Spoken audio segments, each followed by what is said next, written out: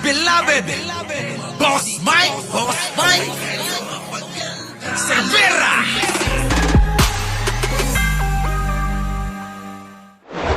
Talaga, no? Mambabatas nag-sorry. Kanino? Kay Dilima. Anong ibig sabihin nito? Kung dati takot sila, ngayon meron ng boses, ganon?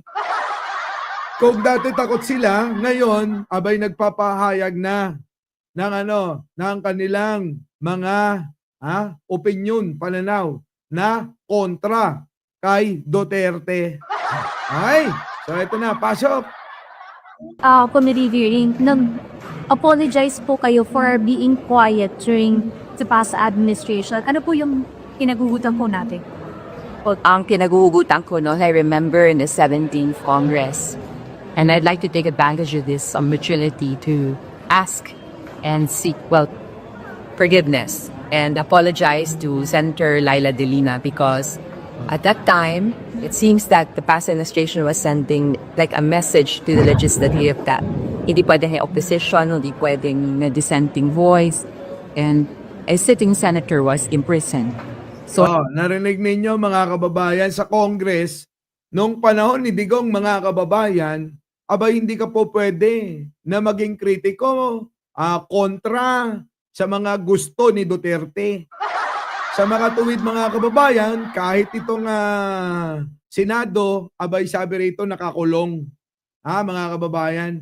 So sa madaling salita mga kababayan, si Digong ang diktador. Pero mga kababayan, sa kanilang pagbabalita at sa kanilang mga pahayag, binabaliktad nila yung mga nangyayari. Na ang sinasabi, ang diktador na si Pangulong Bongbong. So hindi pa ba tayo sanay sa mga Duterte na lahat na lang ng kanilang ginagawa ay ibinibintang sa iba? Di ba? Yan po yun mga kababayan. Sabi nga ni LB Caste, in short, Duterte, diktador. unjustly for 7 years. And many of us here in the House of Representatives, mostly the women, we felt that we had to quiet. Yan na nga, mga kababayan. Marichulim, tsaka Paing Chu, Aling Tale, at tsaka 5JS Vlog. No, mga kababayan, no? Boy Forma, Marcelino Aplicador. Wala talagang kalayaan na magdesisyon itong mga kongresista at mga senador nung panahon ni Digong. Kung hindi mga kababayan na ikaw ay kokontra, kung ikaw ay kukontra nung panahon ni Digong, mga kababayan, tandaan nyo yan. Maraming nasampulan dyan. Talagang kahit nasan ka, kahit nasa opisina mo ka, ay nako, sasabihin ni Digong, yari ka, ganyan, no? Ang ina, magtrabaho tayong lahat. Yan ang sinasabi niya, magtrabaho. Pero mga kababayan, ang totoo, hindi naman yun eh. Kung hindi, wag ka lang kukontra sa gobyerno. Kasi kung ang gagawin mo, kumontra ka sa gobyerno, abay sigurado may pagkakalagyan ka. So, ayan mga kababayan, ang kanyang dahilan, ito alam ko, nasa sa Bataan. Kongresista ito ng Bataan, no, mga kababayan.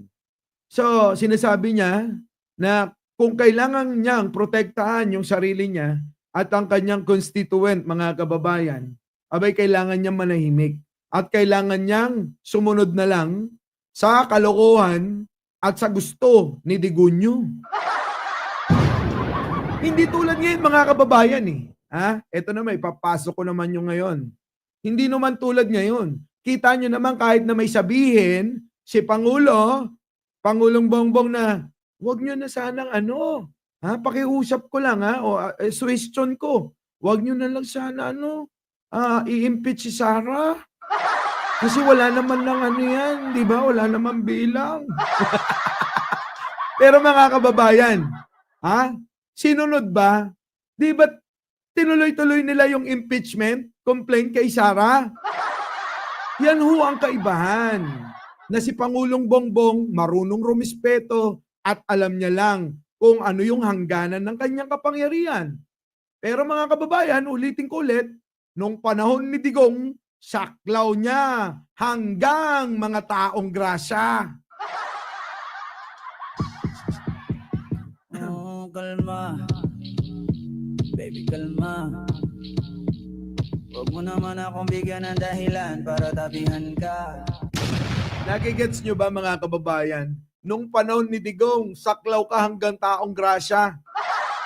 Ang problema mga kababayan, yung mga taong grasa, yun ang inunang pinatay niya.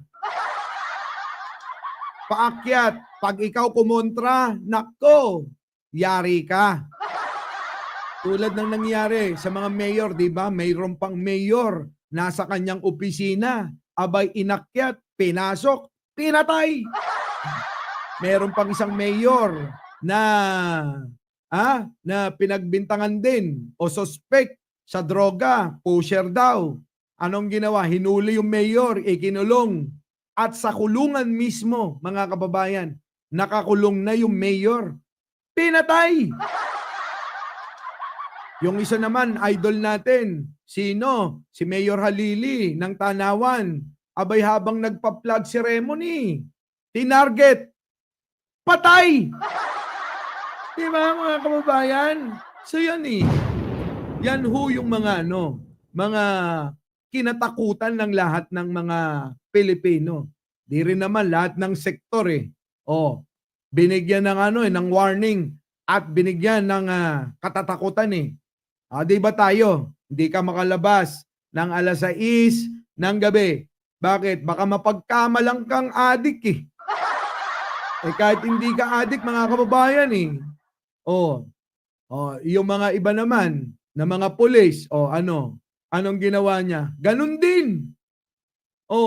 Binigyan niya ng sample, ayun, natakot lahat eh.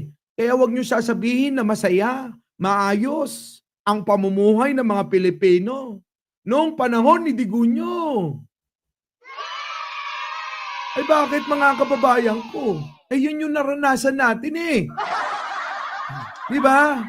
Nawalan tayo ng kalayaan. Dagdag pa. Kita nyo naman nadagdag pa ng pandemic eh. Biruin nyo 200 taon. Mahigit, halos na nagkaroon ng lockdown. Tapos bukod doon yung kanya pang panunungkulan, mga kababayan, abay ni-lockdown din tayo. Isip mga kababayan, kaya marami ang dismayado, isa na ako. Kaya yung mga nagtatanong dyan, sasabihin ninyo, nako, mga kababayan ko, di nyo alam kung ano totoo dyan kay Digunyo. Kasi baka marami, hindi sila nandito, di ba? Pero kung nandito lang kayo, baka nalaman nyo. So ito na, tuloy na natin. Pasok. This is a different administration where there is freedom of speech. And I'd like to take advantage to apologize to the millions of women who might have felt offended by misogynistic remarks that had been made in the past by our elected officials.